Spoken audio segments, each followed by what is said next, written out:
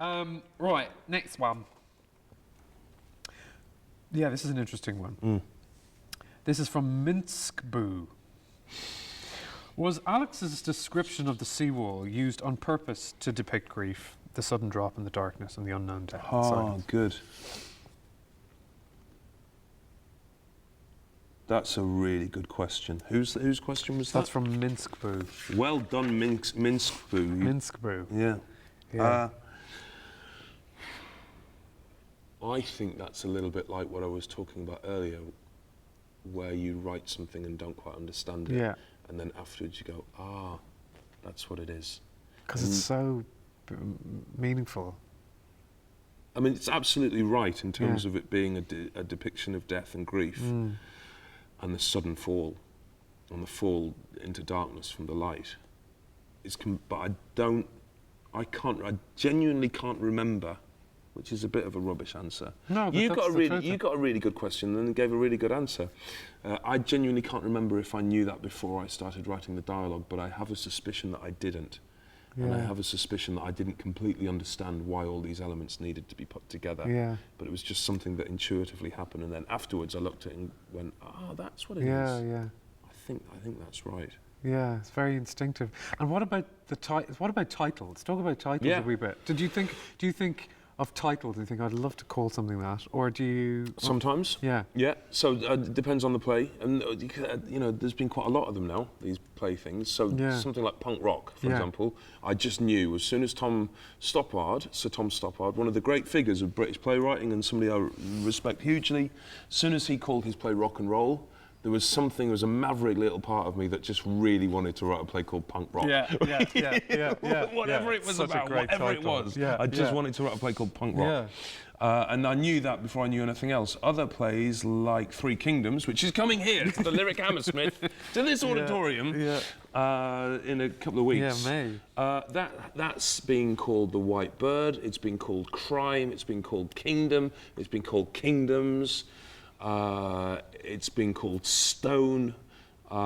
It's been called all kinds of things, and it's settled on the name Three Kingdoms quite late. I think a title at its best cuts to the quick of the metaphor at the heart of the play. Yeah. That's what a title should do. That's why Seawall works, and it's why Motortown works. Motortown, yeah. Because there's something about Dagenham defining. And the kind of an imagined Dagenham, because if the play was called Dagenham, it somehow wouldn't have the connotations of Motown. Yeah, exactly. That the title has. So when you get a title that somehow cuts to the quick of the metaphor at the heart of the play, then that's really exciting. Yeah, it's really satisfying. Yeah. It's really satisfying. Yeah.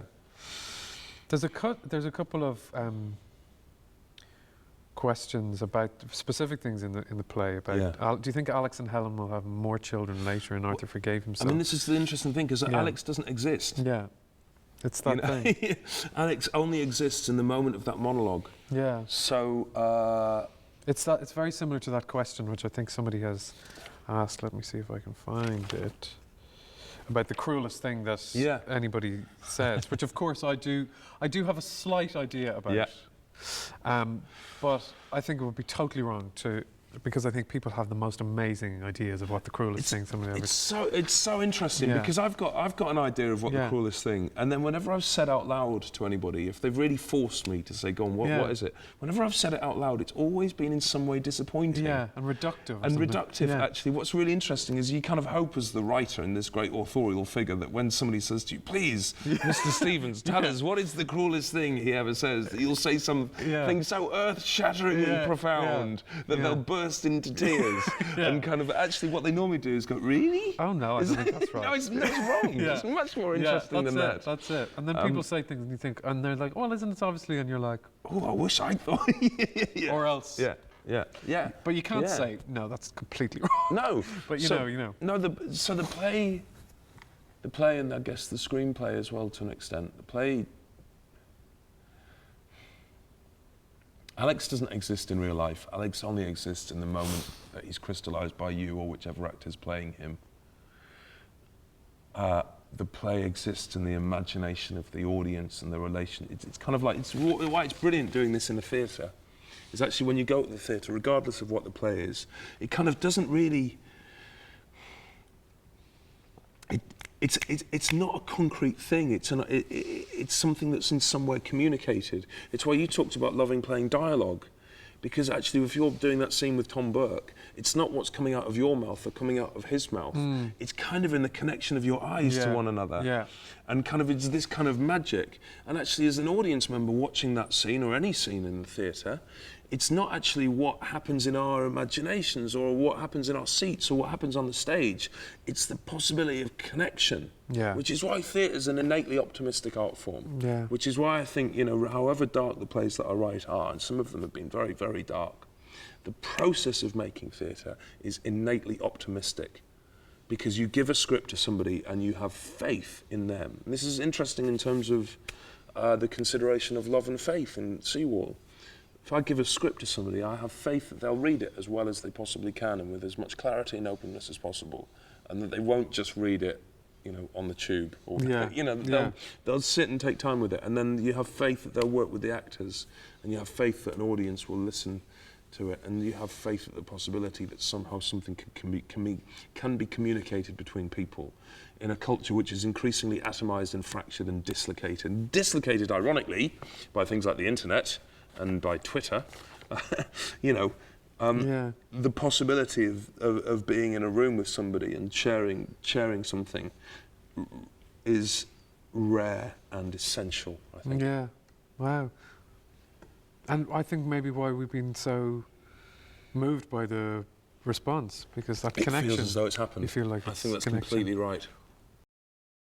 In this interview, one of the things which touched on in this interview is how much it means, that is, and it's genuine, it means a huge amount to both me and Andrew Porter from Veracity and everybody from Veracity, and just all of us, that people have read it and watched it and engaged with it, and it's meant something. So, and the questions that you sent were brilliant, and we've not covered all of them. If you're one of the people whose questions we've not covered, thank you for writing. And this is Andrew Scott saying your name on the internet. Badly, so I apologise. So we want to say thank you to Februum on Tumblr, Mr. Bellpit's Leg, this is going well, Android Scott,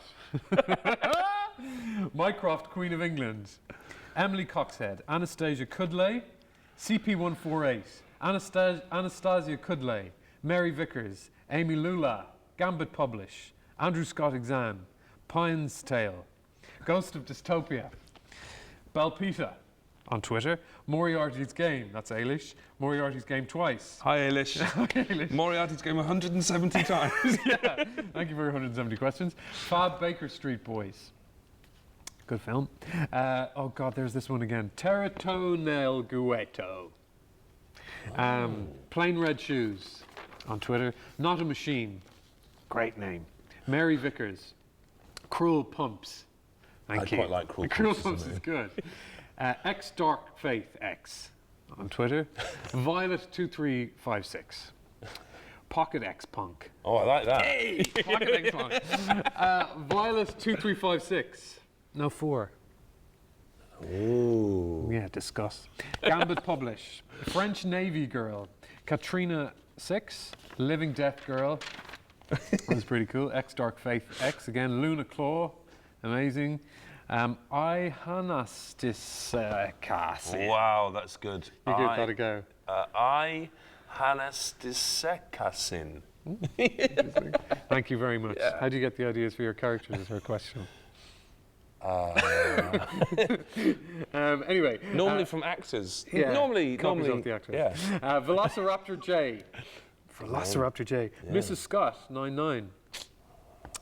Ginger. I thought that said ginger anus. But it isn't. It's ginger house. Danks Soapy.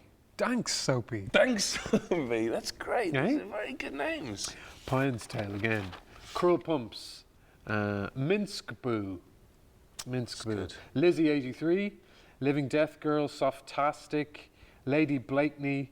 Bomy BM. Nettle Frog. Emma Goddard. Emma Goddard. See, that's a proper name. Yeah. That's a proper name. Emma Goddard. We can do that.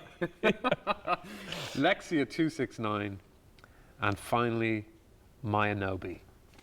Thank you very much. We really, really appreciate it. It's been absolutely amazing to get all those brilliant questions. And we're so grateful for everybody who supported the film. And thank you very much. And lots of love.